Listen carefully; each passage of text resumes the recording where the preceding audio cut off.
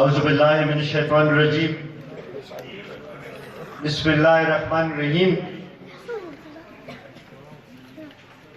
په سټیج باندې موجود د قومي وطن پارټۍ د PK56 چیرمن جاوید حسین خان، د قومي وطن پارټۍ د تنگی تحصیل د نامزد امیدوار او د PK57 چیرمن یحیی جان محمد صاحب، زموږ یو ډېر ښه مشر د جمعوارو زموږ محسن خان کاکا په سټیج باندې موجود د قومي وطن پارټۍ د ضلعې سابقه د ضلعې عهدیداران، د حلقې عهدیداران، ظاهرشاه خان، نواب حاجي صاحب، جانزیب خان او زما د جمعوارو او د شیرپو مشرانو، عزتمندو ځوانانو، السلام علیکم. د ټولو کې اول خو د خپل لخوا او د قومي وطن پارټۍ د ټولو کارکنانو لخوا نواب حاجي صاحب او د هغوی سره چې کوم ګڼ شمېر عزتمند مشران، زه به ورته دا ونه وایم چې شامل شو، زه به دا ووایم چې د هغوی هغه خفګان چې دی یا کوم چې دوی ناست وو په خپل ځای باندې، هغه فیصله یې نن بدله کړه او دوباره ښه اهم رول به ادا کوي. د هغې په حوالې سره زه د هغوی ډېر زیات مشکور یم، زه د هغوی ډېر زیات د هغوی ته هرکلی وایم. دې سره سره کوم چې د PTI نه موږ سره نن کوم کسان شامل شو،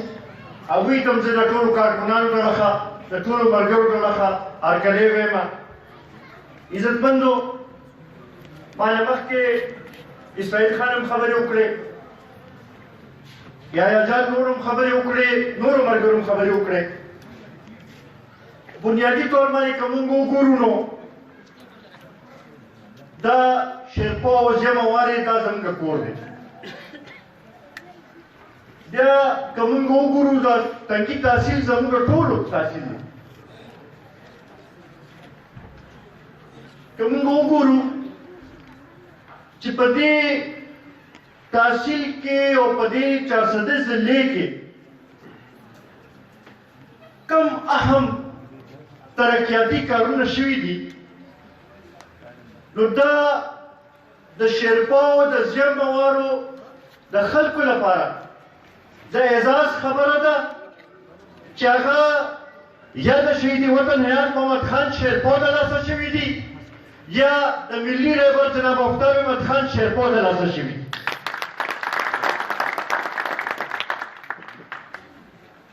دې میلې ته موږ لاړ شو، د هغې نن حالات ووینې او د نن نه 40 کاله او 50 کاله مخکې حالات وګورئ، نو د ځمکې او د اسمان فرق دی.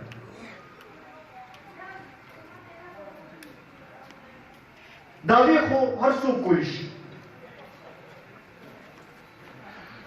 په سټیج باندې ودرېدل، خبره کول، واده کول، هغه اسانه خبره ده، خو بیا په هغې خبرې باندې، په هغې وعدې باندې عمل کول چې دی هغه زیات مشکل کار دی. مثال ستاسو مخامخ ته عمران خان دی، اقتدار کې راتلو نه مخکې کمې دعوې کړې وې،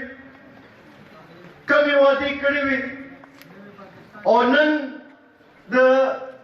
د پالیسو په نتیجه کې وګورئ چې کم حال د قوم جوړ شوی دی. څه شو هغه د نوي پاکستان جوړولو والا وعده، څه شو هغه د مدینې د ریاست بنیاد ایښودلو والا وعده، څه شوه هغه د 1 کروڑ نوکرو ورکولو والا وعده، څه شوه هغه د 50 لکه کورونو جوړولو والا وعده. حال خو دې ته اوس راغی چې زما خیال دی دوباره سیستم جوړولو دوباره دا هغه ځای ته رسول چې نن نه 3 کاله مخکې د عمل کوم ځای کې و هغې کې به بلا وخت لګي په دې 3 کاله کې کومه ګرانۍ کې چې اضافه وشوه زما خیال پاکستان په تاریخ کې داسې څه نه شوي مخکې به هم ګرانۍ راتله خو خلکو ته به پته ولګېده چې یاره د وړو نرخ 10 روپۍ ګران شو د چینو نرخ 10 روپۍ ګران شو خلکو به ځان به یې لنډ تنګ کړو او وخت به یې تېرو سره خو داسې حال موږ چاته نو لیدلې چې د ګنټو په حساب سره نرخونه بدلېږي سهار چې کوم نرخ باندې وړه واخلو مازدیګر ماښام موږ ته واپس په هغې نرخ باندې وړه بیا نه میلاوېږي سهار چې کوم نرخ باندې چیني واخلو ماښام په هغې نرخ باندې موږ ته چیني نه میلاوېږي بیا دوایانې هغه دوایانې چې هغه د انسان د ژوند بچکولو لپاره پکار راځي 400-500% پای کې اضافه وشو هغه مزدور چې هغه 300-400 روپۍ دیاړي ته ورځې کوي هغه په کم حال کې خپل بچو له 2 وخته روټۍ را پیدا کوي په دې حالاتو د پاسه پې د تیلو قیمتونه هر 15 ورځو پسته زیاتېږي ما کتلو بله ورځ په دې 3 کاله کې د پټرولو د ډیزلو په قیمت کې تقریبا 80 روپو نه زیاته اضافه وشو د بجلی قیمتونه زما خیال هر 15 ورځې پسته چې پای کې اضافه کېږي بیا سی این جی 15 روپۍ ګرانه کړه د ګیس قیمتونه چې هغه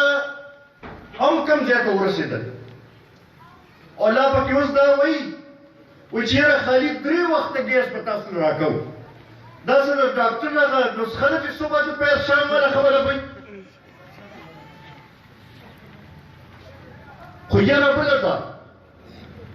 چې 3 وخته یې یاد کړه دوی خو چې کومه وعده ده هغه هم ګورې سر ته نه رسولې چېرته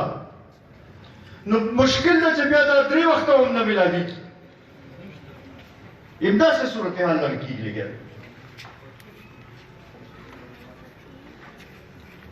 موږ خو په دې باندې پوه نه شو چې دې دا عمل کوم طرف ته بوتله غواړي اوس چې هره هربخ فیل شوه نو پرون یو بله ډرامه په قومي اسمبلی کې کړې ده په جوینټ سیشن کې په زوره د الیکشن راروان الیکشن د ریګینګ لپاره یو بل پاس کړی دی چې یاره دا به د مشینونو په ذریعه به دا بل چې دی دا ووټ واچولی کېږي موږ په دې نه پوهېږو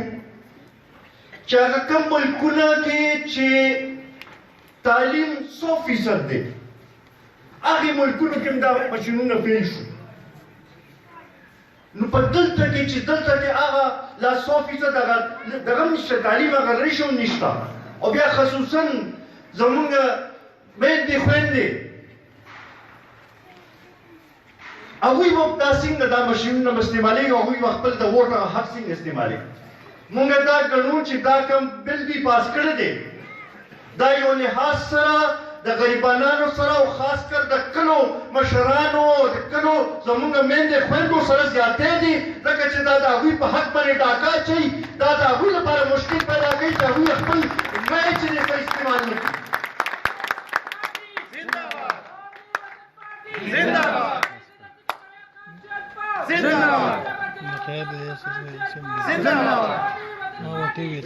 که دوی دا خیالي چې په دې طریقه به دا الیکشن وګټو نو دا د په خوبونو کې د دوی ناستو سي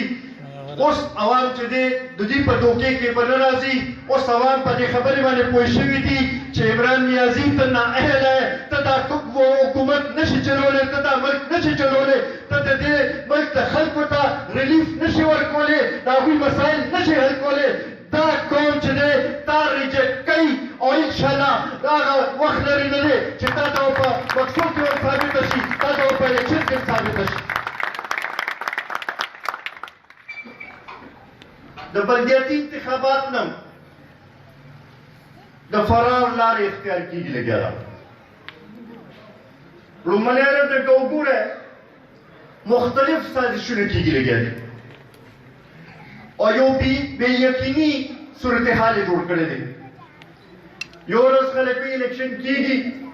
دویمه ورځ بیا داسې څه خبر راشي چې یاره ګورې بیا پکې څه خبر را روان ده مونږ ورته دا ویل غواړو چې که بلدیاتي انتخابات یې رمفټم کړی دی دا به اوس کوئ او تاسو به ګورئ چې د عوام تاسو سره څه کوي او دغې سره سره